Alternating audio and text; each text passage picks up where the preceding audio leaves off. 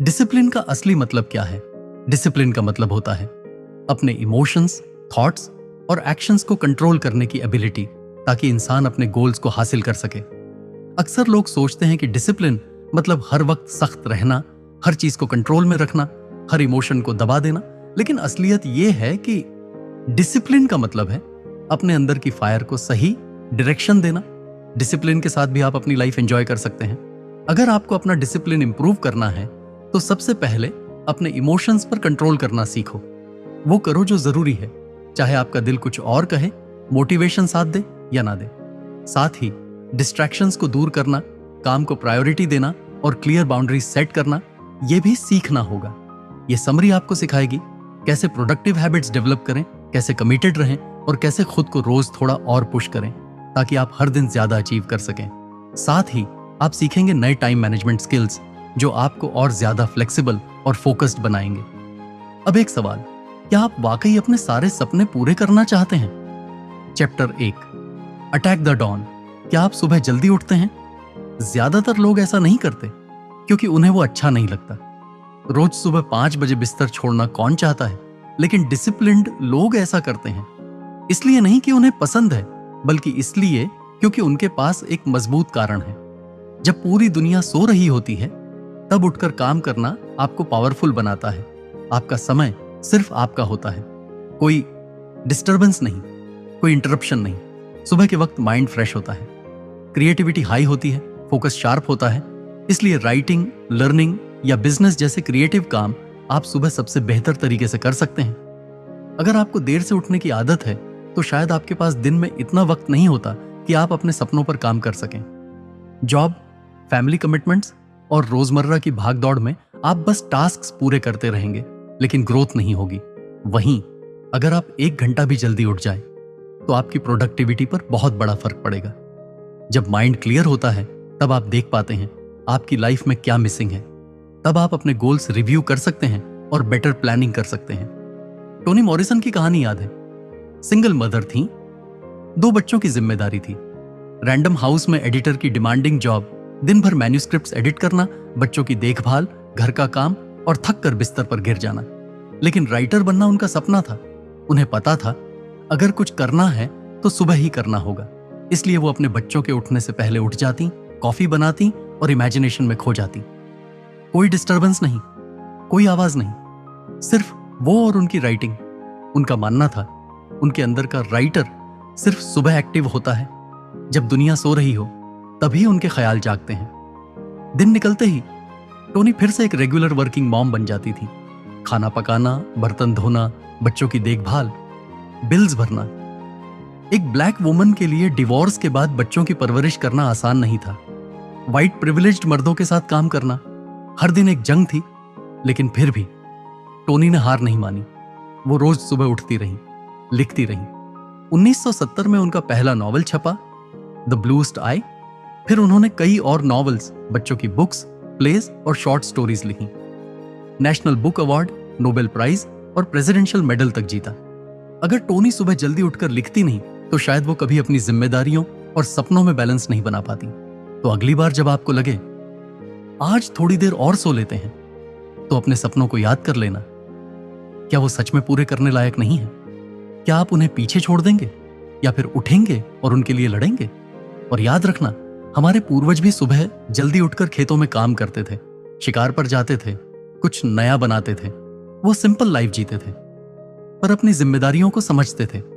आप ज्यादा अचीव कर सकते हैं और सुबह जल्दी उठना वो आदत है जो आपको वहां तक ले जाएगी। Chapter 2, just show up. कभी कभी सबसे बड़ी लड़ाई होती है सिर्फ हाजिर होना। जी हां, कभी आपका मन नहीं करेगा उठने का, कभी लगेगा कि आज कुछ भी करने की ताकत नहीं है, कभी अंदर से आवाज आएगी आज छोड़ दे, कल से शुरू करेंगे। लेकिन वहीं पर असली टेस्ट है, डिसिप्लिन का टेस्ट। अगर आप अपना वेट कम करना चाहते हैं तो बस 1 मील चलिए। अगर आप वायलिन सीखना चाहते हैं तो रोज बस 10 मिनट प्रैक्टिस कीजिए। अगर आप बुक लिखना चाहते हैं तो रोज कुछ पेज लिखिए। अगर आप बेहतर जॉब चाहते हैं तो रोज नए क्लाइंट से कनेक्ट कीजिए। क्या किया, कितना किया, वो बात की बात है। सबसे पहले करना शुरू करना जरूरी है। आप रिजल्ट को कंट्रोल नहीं कर सकते, लेकिन अपने एक्शन को जरूर कर सकते हैं। हर दिन कुछ ऐसा कीजिए जो आपको आपके सपनों के करीब ले जाए। कंसिस्टेंसी के सामने दुनिया के 90% लोग हार जाते हैं। स्किल की कमी नहीं होती, कमी होती है कंसिस्टेंसी की। लोग मोटिवेशन का इंतजार करते हैं, जब फील होगा तब करेंगे। लेकिन चैंपियंस जानते हैं, फील हो या ना हो, एक्शन तो लेना ही है। लोग वर्कआउट करने से पहले हार्ट अटैक का इंतजार करते हैं, हेल्थी खाना खाने से पहले इलनेस का, स्टडी करने से पहले फेलियर का। लेकिन आपको ऐसा नहीं करना है। आपको तब भी एक्शन लेना है जब अंदर से सारी आवाजें कह रही हों, रुक जा। थॉमस एडिसन एक जीनियस इन्वेंटर थे, लेकिन खुद एडिसन मानते थे कि उन्हें सक्सेस उनके टैलेंट से नहीं मिली। ना वो दूसरों से ज्यादा इंटेलिजेंट थे, ना उनकी इमेजिनेशन ज्यादा एक्स्ट्रॉर्डिनरी थी, बल्कि उनकी ग्रेटनेस का एक ही सीक्रेट था, डेली एक्शन लेना, चाहे जैसा भी दिन हो। एडिसन इंस्पिरेशन का इंतजार नहीं करते थे, वो हमेशा अपने लैब में हाजिर रहते थे, क्योंकि अगर कोई ग्रेट आइडिया आए तो वो उसे पकड़ने के लिए रेडी हों। उनका मानना था, जीनियस का मतलब है डेली प्रेजेंट रहना। हार्डवर्क और इमोशनल कंट्रोल से ऑर्डिनरी इंसान भी ग्रेटनेस तक पहुंच सकता है। अब मिलते हैं एक और लेजेंड से, लू गेहरिक, अमेरिकन बेसबॉल प्लेयर। वो यांकीज के लिए खेलते थे और उनकी सबसे बड़ी ताकत थी उनका डिसिप्लिन। गेहरिक ने शायद ही कभी कोई प्रैक्टिस मिस की हो। थकावट हो, चोट हो, मन ना हो, फिर भी वो डेली प्रैक्टिस करते थे। एक बार उन्हें अपनी पोजीशन बचाने के लिए बहुत स्ट्रगल करना पड़ा। वो टीम छोड़ने का सोचने लगे थे, लेकिन उनके स्काउट ने उन्हें समझाया, एक नॉर्मल प्लेयर और एक ग्रेट प्लेयर में फर्क सिर्फ कंसिस्टेंसी का होता है। गेहरिक ने यह बात समझ ली, मैं रिजल्ट कंट्रोल नहीं कर सकता, लेकिन डेली एक्शन तो मेरा हाथ में है। कई बार वो प्रैक्टिस करते और हफ्तों तक एक भी बॉल हिट नहीं कर पाते, लेकिन फिर भी रुकते नहीं थे। देखो भाई, टैलेंट कभी भी हार्डवर्क और कंसिस्टेंसी से बड़ा नहीं होता। इवन अगर आप अनइंस्पायर्ड फील कर रहे हो, डाउटफुल हो, डिस्ट्रैक्टेड हो, तब भी काम करते रहिए। कुछ करना कुछ भी ना करने से लाख गुना बेहतर है। आप दुनिया के सबसे इंटेलिजेंट इंसान हो सकते हैं, लेकिन बिना डिसिप्लिन आप हार जाओगे। एक इंस्पायर्ड दिन से आप अपने ड्रीम्स पूरे नहीं कर सकते। डेली थोड़ा थोड़ा करके ही आप अपनी मोमेंटम बनाते हैं। जो आप आज करेंगे उसका असर कल दिखेगा। तो बस शो अप, हर दिन, हर हाल में। Chapter 3, seek discomfort. शुरुआत एक सच्चे विचार से। आज की दुनिया ने कंफर्ट को भगवान बना दिया है। एक क्लिक पर पैसा आ जाता है, खाना डोर स्टेप पर, शॉपिंग भी बेड पर लेटे लेटे। घर से बाहर निकले बिना आजकल इंसान जी भी सकता है और मर भी सकता है। पर इस मॉडर्न कंफर्ट ने हमसे सबसे कीमती चीज छीन ली है, सेल्फ डिसिप्लिन। हर दिन लोग अपनी जिंदगी को और ज्यादा आसान बनाने की कोशिश में लगे हैं। इंस्टेंट सक्सेस चाहिए क्योंकि मेहनत नहीं करनी, स्मार्ट होम चाहिए क्योंकि खुद से काम करना नहीं आता, नैनी चाहिए क्योंकि अपने बच्चों का शोर भी बर्दाश्त नहीं होता। लेकिन जो चीजें हमें आराम देती हैं वो धीरे धीरे हमारी ताकत भी छीन लेती हैं। कंफर्ट का गुलाम बनना आसान है, डिस्कंफर्ट को अपनाना मुश्किल है। लेकिन डिसिप्लिन वहीं से शुरू होता है जहां कंफर्ट खत्म होता है। सोचो, अगर कल को आपकी सेविंग्स खत्म हो जाएं, आपका परिवार आपसे छिन जाए या कोई बड़ा हादसा हो जाए, क्या आप तैयार होंगे इन तूफानों से लड़ने के लिए? अगर नहीं, तो तैयारी आज से शुरू करो। अपने आप को टफ बनाओ, खुद को चैलेंज करो कि आप बिना एसी के रह सको, ठंडे पानी से नहा सको, मैराथन दौड़ सको, वेट उठा सको, इंटरनेट के बिना कुछ दिन सरवाइव कर सको। कभी कभी डिस्कंफर्ट को खुद चुनो, ताकि जिंदगी जब तकलीफ दे तो तुम रेडी रहो। अपने कंफर्ट और चैलेंज के बीच बैलेंस बनाना सीखो। ना तो खुद को बहुत ज्यादा सजा दो, ना ही खुद को इतना डील दो कि गिर जाओ। सेनेका सेसोसना एक स्टोइक फिलोसोफर थे। बहुत अमीर थे, उन्हें विरासत में करोड़ों मिले, लेकिन उन्होंने उन पैसों को आराम की चीजों में खर्च नहीं किया, बल्कि उसने अपने आप को तैयार किया हर मुश्किल के लिए। कभी कभी वो खुद गरीब बनकर रहते थे, जमीन पर सोते, सस्ते कपड़े पहनते, सिर्फ ब्रेड और पानी पर जिंदा रहते। क्यों? क्योंकि उन्हें डिस्कंफर्ट में कंफर्ट ढूंढना आता था। उन्हें दर्द को महसूस करना था, ताकि जब असली दर्द आए तो वो उस दर्द से न डरे। उनका कहना था, अगर तुम अपने वर्स्ट फियर्स को वॉलंटरीली फेस कर लोगे तो जब वो सच होंगे तब तुम उनसे डरोगे नहीं। उनकी इस आदत ने उन्हें इतना टफ बना दिया कि जब एम्परर नीरो ने उन्हें जहर देकर मारने की कोशिश की तो वो जहर उन पर असर ही नहीं कर पाया। क्यों? क्योंकि उनका शरीर और मन इतना साधारण और टफ था कि जहर भी उसे हिला ना सका। सोचो भाई, अगर आज आपकी जिंदगी में कोई तूफान आ जाए तो क्या आपकी आज की लाइफस्टाइल आपको बचा पाएगी? या फिर आप उस तूफान में बह जाओगे। ट्रू स्ट्रेंथ कंफर्ट में नहीं, डिस्कंफर्ट में छुपी होती है। तो उठो और कुछ ऐसा करो जो मुश्किल लगे, जो मन ना करे, जो तोड़ दे, ताकि कल जब कुछ टूटे तो तुम बिखरो नहीं। Chapter 4, keep the main thing. The main thing. अगर तुम हर किसी को हां कहोगे तो खुद को कब हां कहोगे? यही सवाल है इस चैप्टर की रूह में। सक्सेसफुल लोग कोई अलग दुनिया से नहीं आते, वो बस ये जानते हैं कि क्या जरूरी है और क्या नहीं। इसलिए वो बाउंड्रीज बनाते हैं, डिसिप्लिन्ड रहते हैं। डिस्ट्रैक्शन आज की दुनिया का सबसे बड़ा डिजीज है, और अगर तुमने इसे कंट्रोल करना नहीं सीखा तो तुम हमेशा किसी और की प्रायोरिटीज पर जीते रहोगे। सक्सेसफुल लोग क्या करते हैं? वो अपना टाइम ब्लॉक करते हैं, सिर्फ एक चीज पे फोकस करने के लिए। बाकी चीजें, पार्टी, टीवी, बेवजह की कॉल्स, सब बाद में। क्योंकि हर बार हां बोलना ये दिखाता है कि तुम्हारे पास ना तो क्लैरिटी है ना डायरेक्शन। अपने आप से सवाल पूछो, मेरी प्रायोरिटीज क्या हैं? मुझे अपने करियर, परिवार और कम्युनिटी के लिए क्या करना है? और फिर एक चीज डिसाइड करो, बाकी सबको ना बोल दो। हां बोलते बोलते तुम अपनी शांति, अपने रिलेशनशिप्स और अपनी एनर्जी सब खो देते हो। वो टाइम जो तुमने दूसरों को दे दिया, वो टाइम तुम खुद को हील करने में लगा सकते थे, अपनों के साथ मोमेंट्स बना सकते थे। कभी दूसरों को ब्लेम मत दो। टाइम तुमने दिया था, इल्जाम खुद पर लगाओ। ना कहना एक स्किल नहीं, ये एक जिम्मेदारी है। बुकर टी वॉशिंगटन एक लेजेंड थे, टस्कीगी इंस्टीट्यूट के फाउंडर। ट्रैवल करते, डोनर्स से मिलते, लेक्चर्स देते, इवेंट्स मैनेज करते, और फिर भी 5 किताबें लिखी। इतना सब कुछ एक ही इंसान ने किया। कैसे? बाउंड्रीज। कुछ लोग उन्हें सेल्फिश कहते थे, पर वो जानते थे उनका मिशन क्या है। उनकी ना उनकी ग्रेटनेस की वजह बनी। हर बार जब तुम हां कहते हो तो किसी और चीज को ना कह रहे होते हो। शायद अपने ड्रीम को, शायद अपनी फैमिली को, या शायद उस बुक के पहले चैप्टर को जो तुम्हें लिखनी है। अगर तुम्हें नहीं पता कि तुम्हारी प्रायोरिटी क्या है तो कोई और तुम्हारे टाइम का मालिक बन जाएगा। न्यू ट्रेंड्स, नए ऑफर्स, हर शाइनी चीज के पीछे भागने की आदत तुम्हें कभी सक्सेस नहीं देगी। सच तो यह है, मल्टीटास्किंग एक मिथ है। तुम हर चीज नहीं कर सकते, लेकिन तुम सही चीज कर सकते हो। तो अगली बार कोई कहे थोड़ा टाइम मिलेगा, तो खुद से पूछना, इसके बदले मुझे क्या छोड़ना पड़ेगा? इस सवाल का जवाब तुम्हें तुम्हारी असली प्रायोरिटीज याद दिला देगा। और जब प्रायोरिटीज याद हों तो हां बोलना आसान नहीं रह जाता। डिसिप्लिन्ड रहो, फोकस्ड रहो, मेन थिंग को मेन थिंग ही रहने दो।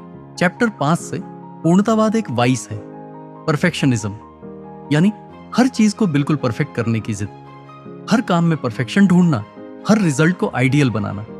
बाहर से ये डेडिकेशन लगता है, लेकिन अंदर से ये एक डेंजरस ट्रैप है। जब आप हर छोटे से छोटे टास्क के लिए अनरियलिस्टिक स्टैंडर्ड सेट करते हैं तो आप धीरे धीरे एक परफेक्शनिस्ट बन जाते हैं।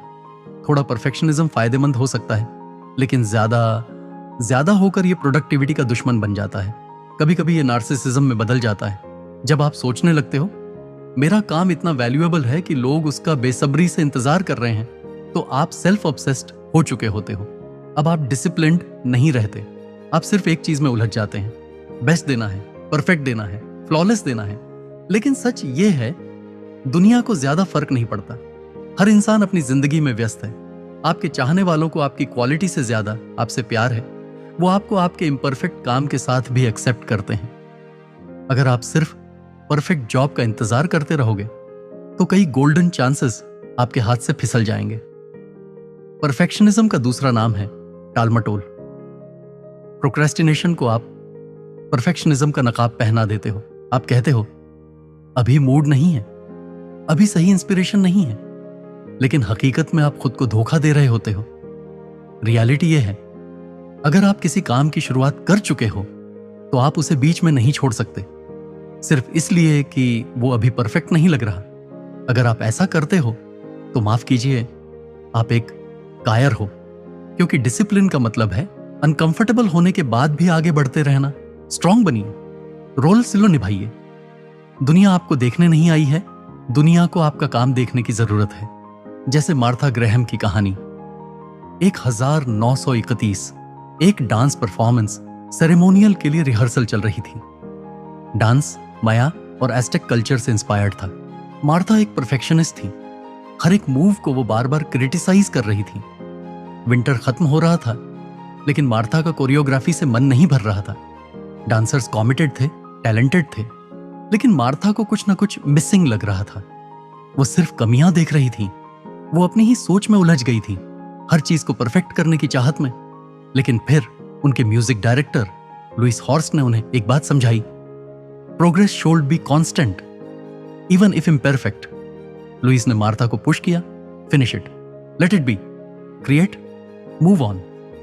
और यही पुश मार्था को मंजिल तक ले गया। लियोनार्डो दा विंची भी कई बार अपनी पेंटिंग्स पूरी नहीं कर पाते थे। स्टीव जॉब्स को मैकिंटॉश के दौरान परफेक्शनिज्म ने अटका दिया था। और रैल्फ एलिसन, जिसने द इनविजिबल मैन लिखा, दूसरी किताब कभी पब्लिश नहीं कर सका। परफेक्शनिज्म क्रिएटर्स का सबसे बड़ा दुश्मन बन जाता है, क्योंकि जब आप परफेक्ट नहीं बना पाते तो आप बनाना ही बंद कर देते हो। आपका प्रोग्रेस रुक जाता है और माइंड एंजाइटी से भर जाता है। Creating should be fun, process को एंजॉय कीजिए। परफेक्शनिज्म आपको धीरे धीरे खोखला कर देता है। तो अगली बार जब आप अटक जाइए तो किसी दोस्त से, मेंटर से या खुद से पूछ लीजिए। वेट मत कीजिए उस परफेक्ट इंस्पिरेशन का, क्योंकि अगर वो कभी आया ही नहीं तो क्या आप यूं ही जिंदगी भर अटके रहेंगे? Start, finish, grow, even if it's imperfect. Chapter 7, money is a dangerous tool. हम सब फाइनेंशियल फ्रीडम अचीव करने के लिए दिन रात मेहनत करते हैं, लेकिन दिक्कत तब आती है जब पैसों की कमी हमारी जिंदगी से सारी हैप्पीनेस छीन लेती है। पोर पीपल अपने गोल्स को अचीव करने के लिए इतना फोकस कर लेते हैं कि अपने आज को जीना भूल जाते हैं। वो सोचते हैं कि एक अच्छा फ्यूचर ही उन्हें सुकून देगा। वहीं दूसरी तरफ कुछ रिच पीपल ऐसे होते हैं जो बिना सोचे समझे पैसा खर्च करते हैं। वो सिर्फ आज के प्लेजर में जीते हैं और सेविंग्स या इन्वेस्टमेंट्स की तरफ ध्यान नहीं देते। इन दोनों ही तरीकों में बैलेंस की कमी होती है। जब हमारे पास पैसा होता है तो हम अपनी चॉइस से उसे खर्च कर सकते हैं, लेकिन उस रीजन का पर्पसफुल होना जरूरी है। और जब पैसा नहीं होता तो भी हम हार्ड वर्क करके अपने फिनेंसेस को सुधार सकते हैं, साथ ही साथ डेली लाइफ के छोटे छोटे जॉयज को भी महसूस कर सकते हैं। अब एक एग्जाम्पल से समझते हैं। बेब रूथ एक अमेरिकन बेसबॉल प्लेयर थे।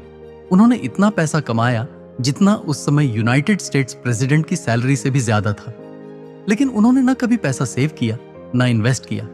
वो पैसा उड़ाते रहे और बाद में अपनी लाइफस्टाइल को लेकर पछताने लगे। जब उन्होंने यंकीज के लिए खेलना शुरू किया तब उनकी मंथली सैलरी थी $6000। उस पैसे से उन्होंने एक मोटरसाइकिल खरीदी और जब सैलरी बढ़ी तो स्पोर्ट्स कार ले ली। वो लेदर कोट्स, डायमंड पिन्स और सिल्क शर्ट्स पहनने लगे।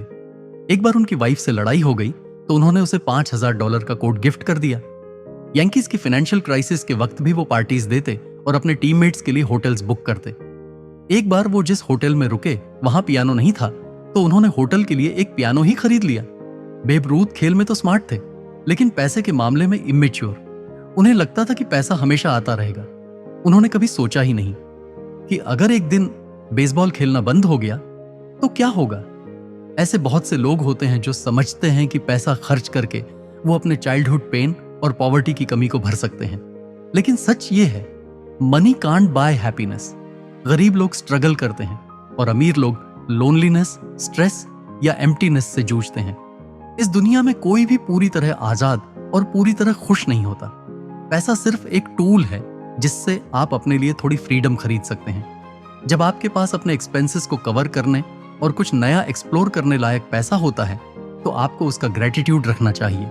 लेकिन अगर आप हमेशा पैसा लेकर ही सोचते हैं तो आप अपने डिजायर्स के स्लेव बन जाते हैं। अब ये आपके हाथ में है। आप मनी को एक टूल बनाइए या अपनी पूरी लाइफ का focus. Chapter 8, tolerant with others, strict with yourself.